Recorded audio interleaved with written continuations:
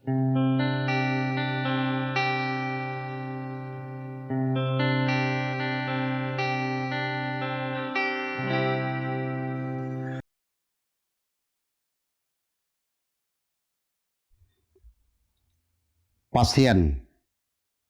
terakhir.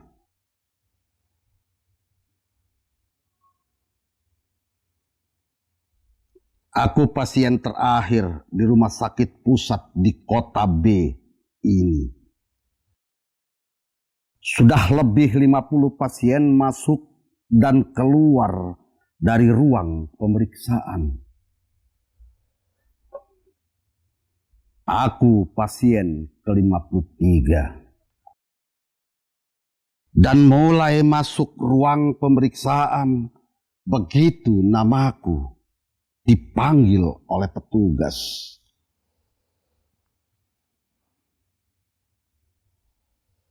Sejak pukul 8.30 tadi, aku tak pindah duduk dari bangku panjang di ruang tunggu ini.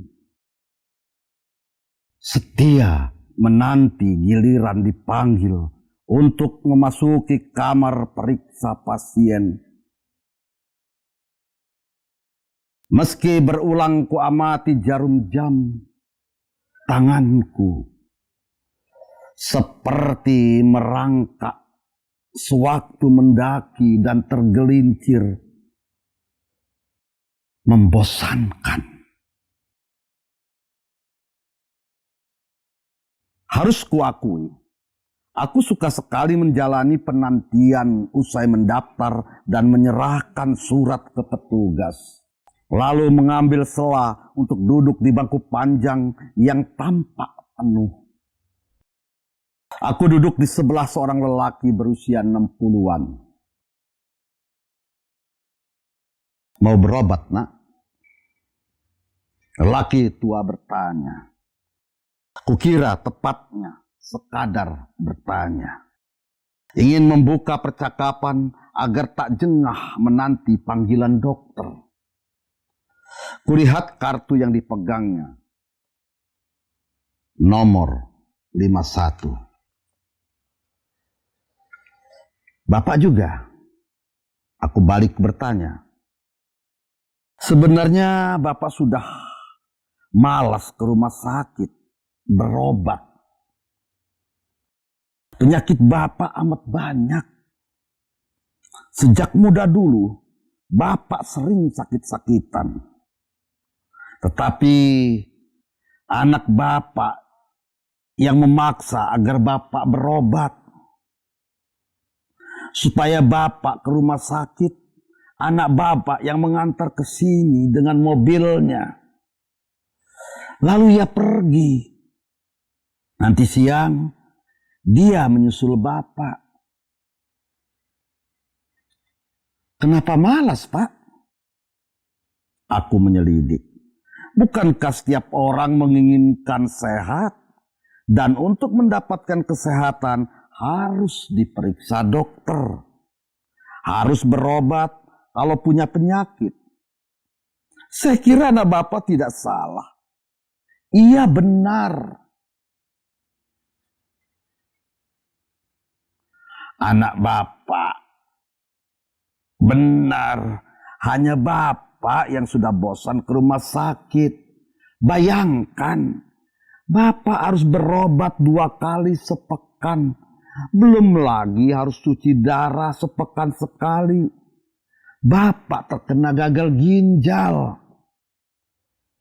Kalau Bapak tak berobat, bagaimana Bapak mau sehat? Sudah bertahun-tahun Bapak kesini, tapi tetap saja penyakit Bapak tak hilang. Itulah yang membuat Bapak bosan ke dokter. Bapak ingin segera mati. Kudengar suaranya pelan, pesimistis.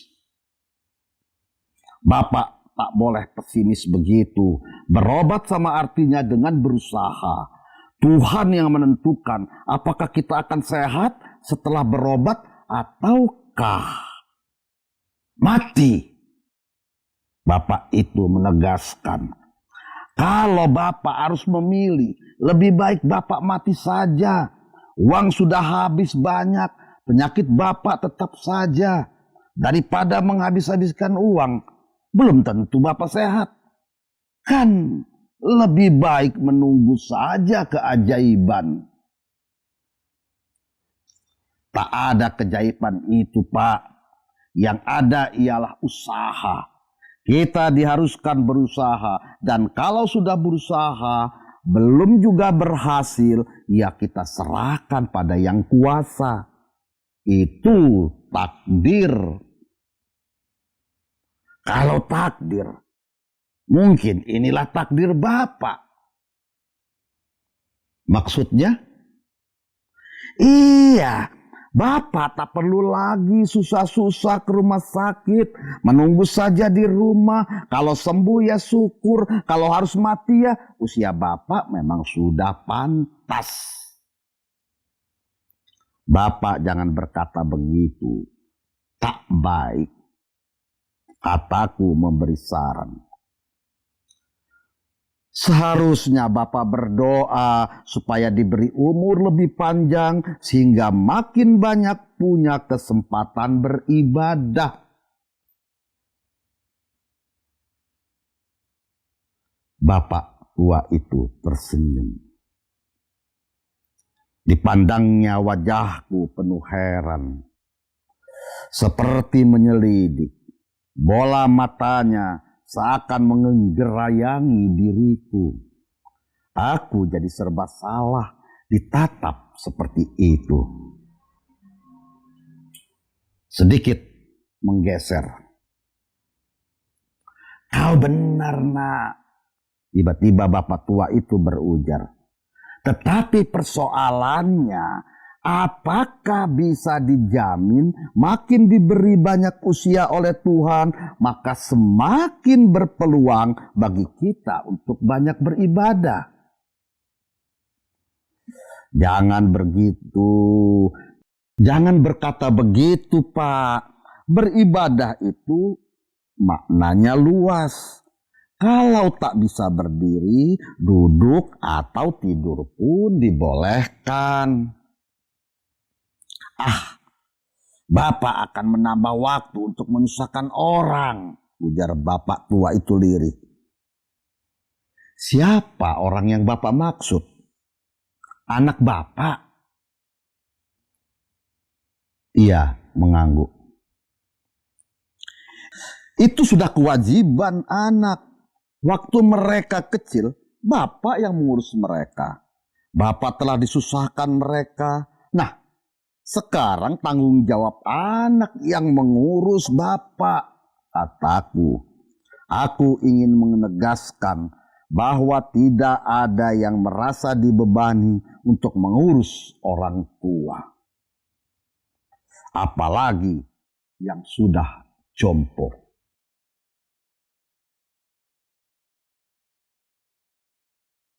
Bapak tidak suka dengan cara seperti itu. Itu namanya tidak ikhlas. Kewajiban orang tua adalah mengurus anak hingga besar.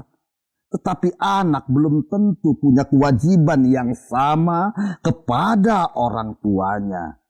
Karena mereka juga bertanggung jawab pada anaknya. Kalau ia dibebankan lagi untuk mengurus orang tuanya, dua beban yang dipikulnya, rasanya tidak adil. Jelas Bapak tua itu. Ini bukan soal adil atau tidak, tetapi masalah kewajiban, soal tanggung jawab dan bakti seorang anak kepada orang tua. Bapak tua itu mendesah. Sayang, kau bukan anakku. Kenapa, Pak? Aku mengejar dengan pertanyaan. Rasanya menarik untuk kukorek dari balik apa yang diucapkan barusan. Bapak tua itu tak menjawab. Ia mengalihkan pembicaraan ke soal penyakit yang kuidap. Kukatakan saja bahwa penyakitku sudah komplikasi. Ada hepatitis, daging yang tumbuh di paru-paru, dan kini ada gejala gagal ginjal. Karena itu, seminggu sekali saya harus ke sini mengontrol sekaligus berobat, kataku kemudian. Sudah berapa lama?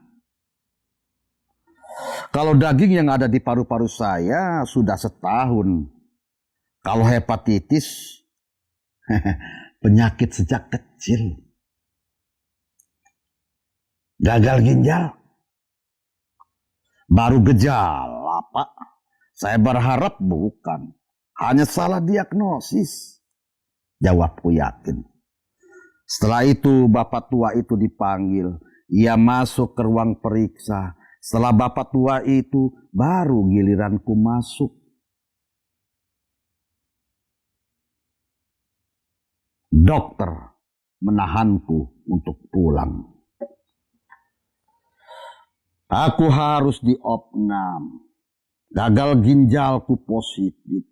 Keluar dari ruang periksa aku tertunduk, lesu. Bayangan ruang opnam yang membosankan akan kumasuki dan aku akan terpenjara di sana selama beberapa hari atau mungkin beberapa pekan. Aku baru tersadar. Begitu bapak tua berdehem. Aku tak menyangka ia masih duduk di kursi tunggu. Mungkinkah ia tengah menanti jemputan anaknya? Aku mendekatinya, mengangguk tanda hormat. Kenapa kau tertunduk? Lesu? Ada masalah? Aku mengangguk. Kata dokter, saya harus diopnam. Gagal ginjal saya positif. Juga yang paling mengkhawatirkan, daging yang tumbuh di paru-paru saya. Oh, mengapa Pak Tua? Oh tidak, Bapak hanya tak bisa bayangkan. Kau akan merasa bosan dalam bangsal itu. Kau sudah hubungi keluargamu. Aku menggeleng. Harus segera hubungi mereka. Kau butuh bantuan mereka mengurusmu selama di opname. Saran Pak Tua itu kemudian. Ia memandangku lama sekali. Tatapannya seakan menusuk wajahku. Saya tidak punya keluarga di sini, Pak. Saya sebatang kara. Setelah istri saya menjadi TKW dan kawin dengan lelaki lain di Johor Baru. Jawabku tenang, setenang hatiku ketika diputuskan dokter, aku harus diopnam tadi. Orang tuamu sudah tak ada. Meninggal. Setelah itu, hening. Setelah itu, hening. Aku pamit untuk menuju ruang opnam seperti disarankan dokter tadi. Sebelumnya aku mengurus surat-surat masuk di loket lain. Tetapi bapak tua itu tiba-tiba menawarkan diri untuk mengantarku. Aku mengangguk. Kami beriringan menyusuri koridor rumah sakit AM ini. Bapak sudah dijemput? Mungkin sudah tadi. Tapi Bapak tidak menunggu di tempat yang dijanjikan anak Bapak. Biarlah Bapak pulang sendiri nanti setelah kau masuk ruangan. Anak Bapak pasti khawatir. Bapak akan dicari-cari. Ah, tidak. Sudah biasa. Jawabnya santai. Lalu bapak itu menambahkan, lagi pula Dia malah senang kalau bapak tidak pulang. Dianggap merepotkan saja. Itu perasaan bapak saja. Bahkan mungkin anak bapak sangat mengkhawatirkan keadaan bapak, kataku membela anaknya. Bapak tua itu hanya diam. Ia kemudian mendampingiku menuju loket, mengurus surat-surat berobat inap. Setelah itu, mengantarku ke ruang melati. Kukatakan padanya, "Bapak boleh pulang, saya akan menjaga diri saya sendiri. Tak akan masalah." "Kau punya simpanan uang?" Aku menggeleng. Entah mengapa, aku tak berani berdusta padanya. Di kantongku memang tak ada uang, kecuali kartu ATM yang kuperkirakan berisi 2 juta rupiah.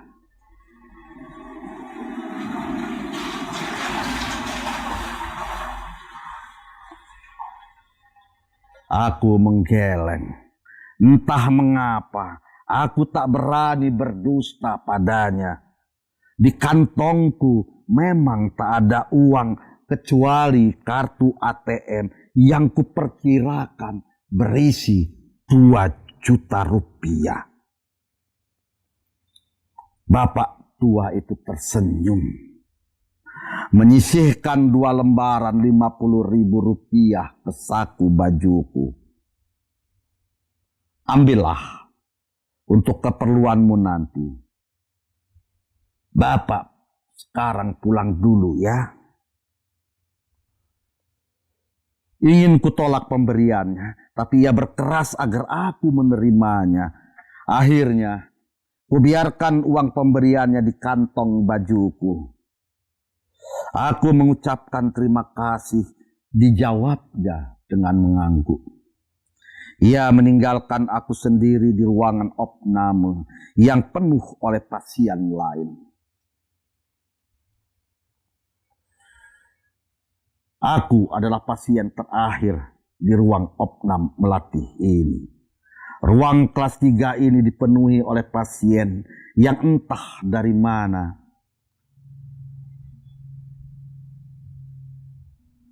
Kecuali yang ku tahu pasti, tentulah kelas masyarakat kebanyakan. Kulihat sejak masuk tadi, para penunggu dan pembesuk menghamparkan tikar dari depan ruangan. Juga, bahkan, sampai di bawah ranjang pasien. Sumpek. Pendingin ruangan tak ada. Pakaian basah berjejer di jendela, membuat sirkulasi udara semakin terhambat.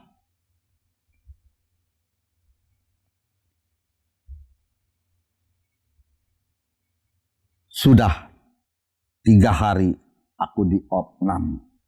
Pagi tadi aku harus cuci darah. Besok, kata dokter yang memeriksaku, aku harus diperiksa secara intensif atas daging yang tumbuh di paru-paruku. Tadi dokter hanya memperkirakan bahwa daging yang tumbuh di paru-paruku sudah sebesar jari jempol. Kalau masih memungkinkan dioperasi, daging itu akan diambil, kata dokter tadi. Tetapi secara samar ku dengar dokter itu berdiskusi dengan temannya bahwa mengambil daging yang tumbuh di paru-paru berisiko tinggi. Paru-paru manusia tak jauh beda dengan busa. Jika sesuatu yang ada di sana dicopot, maka akan meninggalkan lubang. Aku tetap tenang. Bahkan kalau harus menghadapi kemungkinan terberat sekalipun. Kalau sudah sampai waktuku saat operasi nanti, apa yang dapat ku perbuat? Aku hanya pasrah. Orang hidup harus siap dengan segala risiko kehidupan.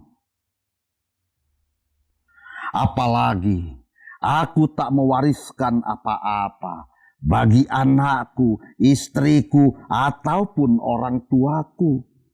Aku seperti terlempar di kota ini, terbuang dan terlunta. Tapi kau tidak sendiri. Bapa akan selalu membesukmu, menemanimu.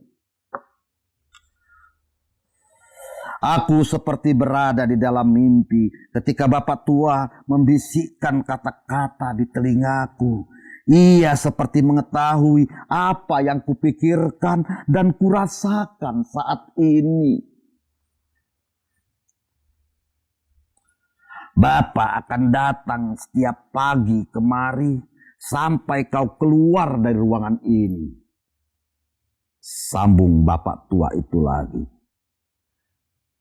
Bagaimana mungkin, Pak? Bapak sudah tua. Nanti malah saya dimarahi oleh anak Bapak karena sudah merepotkan Bapak. Kataku pelan. Aku tak yakin ini semua bisa terjadi.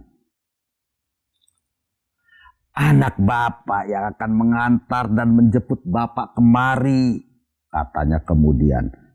Bapak bilang, kalau Bapak harus ke rumah sakit setiap hari, Bapak harus kontinu memeriksa penyakit Bapak. Padahal Bapak mau kemari. Bapak tua itu tersenyum, mengangguk. Jangan, Pak. Bapak telah berdusta. Apakah anakku juga tak pernah berbohong pada Bapak? Sergahnya. Biarkan dia mendustai kita, tapi jangan lantas kita ikut-ikutan berbohong, kataku. Suaraku pelan, menahan sakit di pinggangku yang terasa melilit. Ia tak menyahut, memegangi tangan kananku. Kemudian seperti kepada orang tuaku sendiri, aku memberitahu kalau besok aku menjalani operasi pengambilan daging yang tumbuh di paru-paruku. Biayanya 3 juta. Bapak tua itu hanya tersenyum mendengar laporanku. Kini giliran aku yang cemas, pesimistis.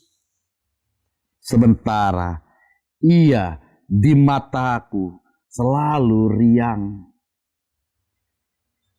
Optimisme. Itulah yang kutangkap dari cahaya geraknya. Sebelum pulang, ia meletakkan amplop berisi uang ke balik bantalku. Ia berpesan, hati-hati karena di ruangan yang boleh dibilang amat bebas orang masuk, akan mudah pencuri bergerilya. Bantuan dari anak Bapak 2 juta. Sungguh, aku tak mampu lagi berkata. Aku kehilangan kata-kata termanis dan terindah untuk mengucapkan terima kasih. Selain tanpa kusadari, air mataku mengalir deras.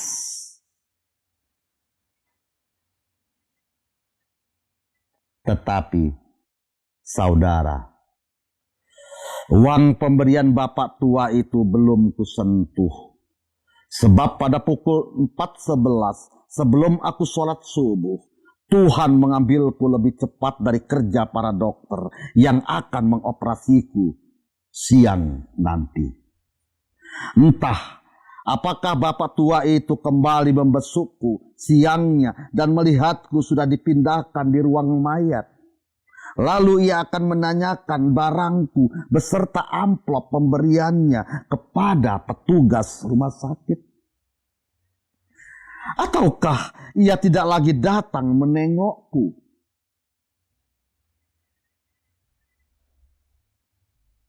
Aku, pasien terakhir di ruang melati ini. Sejak aku masuk ke ruang inap ini sepekan yang lalu, semua ranjang sudah terisi pasien lain. Tetapi aku orang pertama yang lebih dulu diambil Tuhan.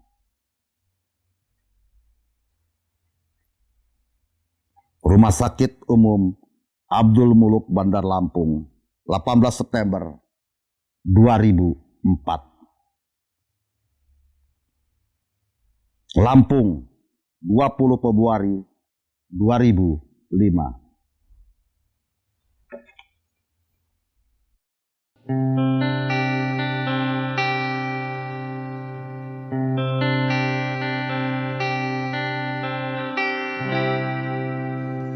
Kita pernah bermain layang-layang di sini.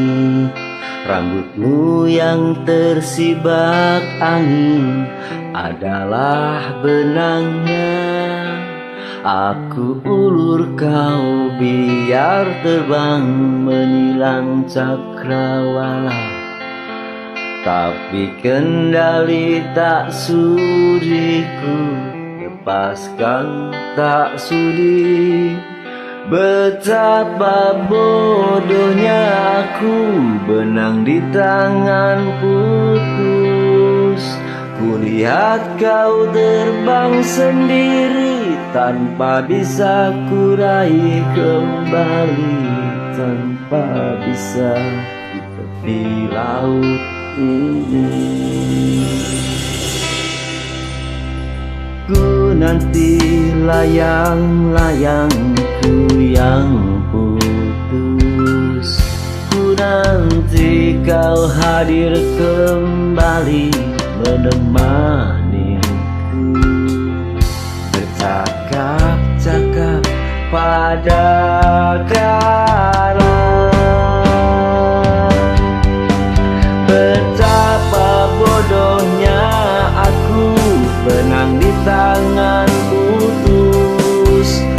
Kulihat kau terbang sendiri tanpa bisa kurai kembali. Oh, betapa bodohnya aku, benang di tangan putus. Kulihat kau